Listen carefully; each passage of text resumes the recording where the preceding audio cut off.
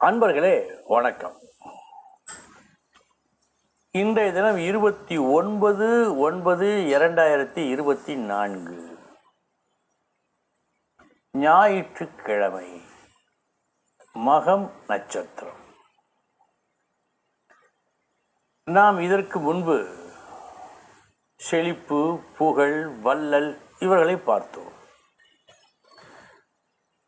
சாஸ்திரம் இவர்களை பற்றி மட்டும்தானா சொல்லி இருக்கிறது? கஷ்டப்படுகின்றவர்களையும் கோடிட்டு காட்டுகிறது. அதையும் நாம் தெரிந்து கொள்வோம். ஒரு சிலருக்கு என்றும் பண கஷ்டம் இருந்து கொண்டே இருக்கும். அவர்களது குறைந்தபட்ச தேவை கூட பூர்த்தியாவது கிடையாது. பசியும் பட்டினியும் நிரந்தரமாக அவர்கள் அனுபவிக்கின்ற ஒன்று.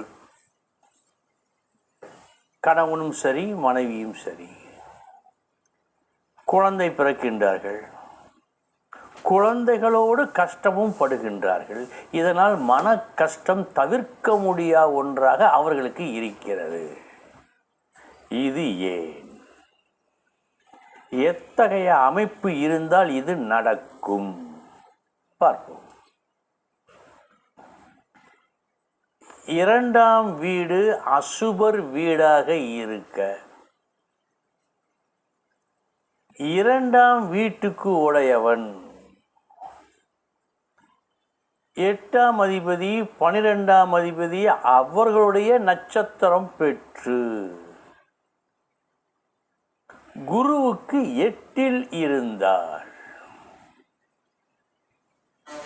பிறப்பு முதல் கடைசி வரை பண கஷ்டம், மன கஷ்டம் இவர்களுக்கு உண்டு. இது சாஸ்திரம் சொல்லுகின்ற ஒரு கணக்கு.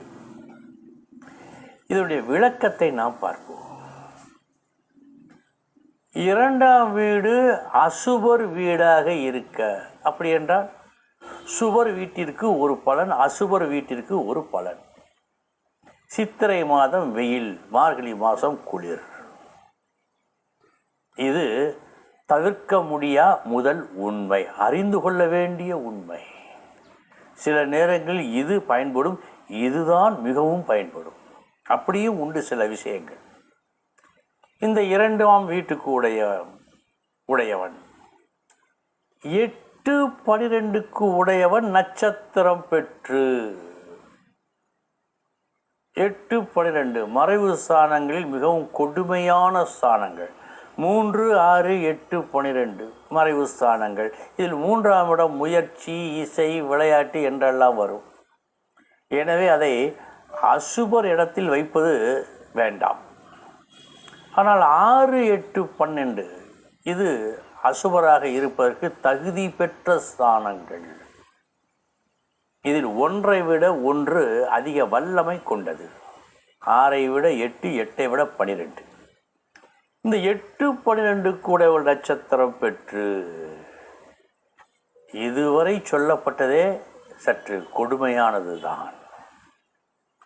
கடைசியில் ஒரு புள்ளி வைத்தார் போல் இன்னொரு விஷயம். குருவுக்கு 8இல் இருக்க, அது ஏன் குருவுக்கு 8இல்? எல்லா நன்மையும் குருவுக்கே சொந்தம். எல்லா நல்ல விஷயங்களையும் குருதான் நடத்துவான். குருவினுடைய தயவு இல்லாமல், அவனுடைய ஆசீர்வாதம் இல்லாமல் எந்த ஒரு நல்ல காரியமும் யாருக்கும் நடக்காது. குழந்தை பிறப்பு முதல் கல்வி தொடங்கி கல்யாணம் நடந்து குழந்தை பேரு, சொத்து, சுகம் அத்தனையும் குரு தயவில்லாமல் நடக்காது. அந்த குருவுக்கு இவன் மறைந்து விட்டால் எப்படி நடக்கும்? ஆக வாழ்நாள் முழுவதும் கஷ்டப்படுகின்ற ஒரு ஜாதகம் உண்டு, சில ஜாதகங்கள் உண்டு. அப்படி என்றால் 30 வருடம் வாழ்ந்தவரும் இல்லை, 30 வருடம் கஷ்டப்பட்டவரும் இல்லை என்ற பழமொழி ஒரு சில இடங்களுக்கு வேண்டுமானால் பொருந்தும், எல்லா இடங்களுக்கும் அது பொருந்தாது. வாழ்நாள் முழுவதும் கஷ்டப்பட்டவர்களும் உண்டு, வாழ்நாள் முழுவதும் நல்லபடியாக வாழ்ந்தவர்களும் உண்டு. ஆக இந்த 2ஆம் வீட்டை வைத்து பார்த்து எப்போதுமே பண கஷ்டம், அதனால் மன கஷ்டத்தோடு வாழுகின்ற நபர்களுக்கு எப்படி இருக்கும் என்று பார்த்தோம். இனி 12 ராசிகளுக்கு உண்டான